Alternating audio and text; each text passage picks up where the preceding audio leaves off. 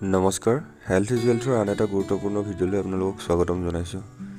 তেজ যোৱা বা তেজ নোযোৱা এই দুই ধৰণৰ পাইলছ ৰোগক কম দিনৰ ভিতৰত আৰু একেবাৰে কম খৰচত কেনেদৰে ভাল কৰিব পাৰিব তাৰ বিষয়ে ভিডিঅ'টোত আলোচনা কৰিম আৰু দুটা অতি সহজ বিধান দিম। এই বিধান দুটা কেনেদৰে ব্যৱহাৰ কৰিব লাগিব আৰু কিমান পৰিমাণত ব্যৱহাৰ কৰিব লাগিব তাক ভালদৰে নিৰীক্ষণ কৰি ল'ব। ভুলকৈ ব্যৱহাৰ কৰিলে লাভ বা সুফল নাপাবও পাৰে। সেয়ে ভিডিঅ'টো স্কিপ নকৰাকৈ শেষলৈকে চাই থাকিব। পাইলছ কেঁচুমূৰীয়া বা অৰ্শ ৰোগৰ মুখ্য কাৰণ হৈছে ভুলকৈ খোৱা বোৱা কৰা। ভুলকৈ বা নাখাবলগীয়া খাদ্য সেৱন কৰাৰ ফলত গেছ, ইনডাইজেশ্যন বা বদহজম হৈ কনষ্টিপেশ্যন বা কোষ্ঠকাঠিন্য বা পায়খানা টানৰ দৰে সমস্যা হয়। এইবোৰ বেছিদিন হৈ থকা মানুহৰে পাইলছৰ প্ৰব্লেম বেছিকৈ হোৱা দেখা যায়। চাওক, যেতিয়া পায়খানা টান হয়, পায়খানা পাছ কৰিবলৈ কষ্ট হয়, তেতিয়া আমি বেছি প্ৰেছাৰ দিব লগা হয়। লেট্ৰিনত বেছি সময় ধৰি বহি থাকিবলগীয়া হয়। বেছি প্ৰেছাৰ দিয়াৰ বাবে পায়খানাৰ ৰাস্তাত যি শিৰা থাকে সেইবোৰ ফুলি যায় আৰু সেয়ে বিষ হয়। কেতিয়াবা এই শিৰাবোৰ ফুলি গৈ ফাটিও যায় আৰু ব্লিডিং হয় আৰু পায়খানাৰ ৰাস্তাত ঘাঁ পৰ্যন্ত হৈ যায়। ইনফেকশ্যনৰ ফলত ঘাঁবোৰ বাঢ়ি যায় আৰু পায়খানাৰ ৰাস্তা প্ৰায় বন্ধ বা ঠেক কৰি দিয়ে আৰু সেয়ে যেতিয়া আমি পায়খানা পাছ কৰোঁ তেতিয়া সেই সময়ত বহু কষ্ট হয়, ব্লিডিং আদি হয়। এই পাইলছ ৰোগ সময়মতে ঠিক কৰিব নোৱাৰিলে কেঞ্চাৰ পৰ্যন্ত হৈ যায়। বহুতে লাখ টকা খৰচ কৰি অপাৰেশ্যন কৰে, কিন্তু অলপ দিন ভাল হৈ আকৌ এই ৰোগে দেখা দিয়ে। আজি সাধাৰণ দুটা বিধান আপোনালোকক দিম। নিয়মতে তথা শুদ্ধকৈ যদি এই বিধানকেইটা ব্যৱহাৰ কৰে তেন্তে আপোনালোকে 100% সুফল পাব। প্ৰথম বিধানটোৰ বাবে আপোনালোকে 1 ইঞ্চিমান জোখত আৰু পাতলকৈ এটুকুৰা ফিটকাৰি ল'ব। এটা পাত্ৰত ফিটকাৰিৰ টুকুৰাটো গৰম কৰিব। একেবাৰে কম জুইত গৰম কৰিব, প্ৰায় 5 মিনিটমান সময় লাগিব। ফিটকাৰিৰ টুকুৰাটো উতলি গলিব আৰু শুকাই যাব। ঠাণ্ডা হৈ দিব। ঠাণ্ডা হ'লে পাত্ৰটোত টুকুৰাটো ভাঙি পাউডাৰ কৰি ল'ব। চাব যাতে সম্পূৰ্ণভাৱে পাউডাৰ হয়, যাতে অলপো গোটা হৈ নাথাকে।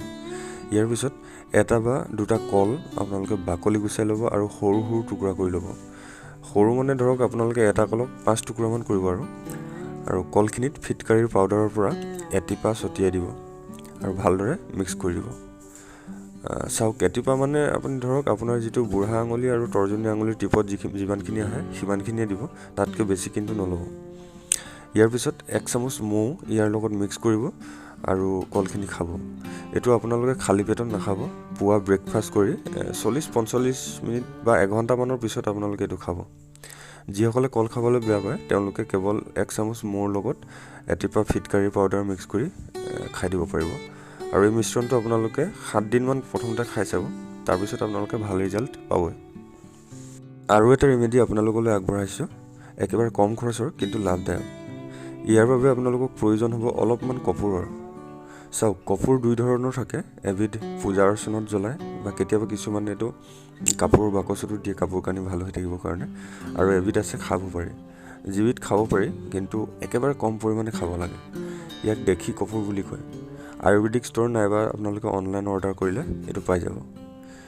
এই দেশী কৰ্পূৰ বা খোৱা কৰ্পূৰটো আপোনালোকে বুট মাহটোৰ সমান এটুকুৰা ল'ব আৰু এটুকুৰা সৰু কলত, পকা কল হ'ব লাগিব, এটুকুৰা সৰু কলত আপোনালোকে ভৰাই দিব আৰু গিলি দিব। আপোনালোকে চুবাব নালাগে, গিলি দিব। চুবাবলৈ অলপ দিগদাৰ হ'ব কাৰণ কৰ্পূৰটো বহুত বেয়া সোৱাদৰ হয়।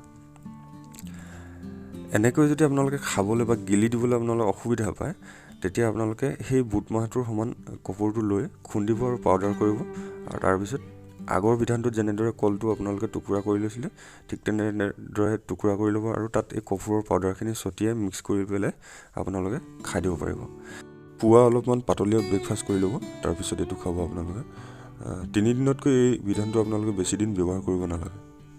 বন্ধুসকল, আপোনালোকে এই দুইটা বিধানৰ ভিতৰত যিকোনো এটা ব্যৱহাৰ কৰিব। যদি কিবা কাৰণত এটা ব্যৱহাৰ কৰি ফল নাপালে তেতিয়া 15 দিনমানৰ পিছত আনটো ব্যৱহাৰ কৰি চাব।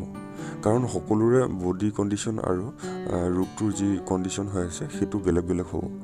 ইয়াৰ লগতে যিবোৰ খাদ্য খালে গেছ, কনষ্টিপেশ্যন আদিবোৰ হৈ যায়, সেই তেনেবোৰ খাদ্য আপোনালোকে এভইড কৰিব লাগিব আৰু পানী বেছিকৈ খাব, এক্সাৰচাইজ কৰিব, য়োগা আদি কৰি থাকিব।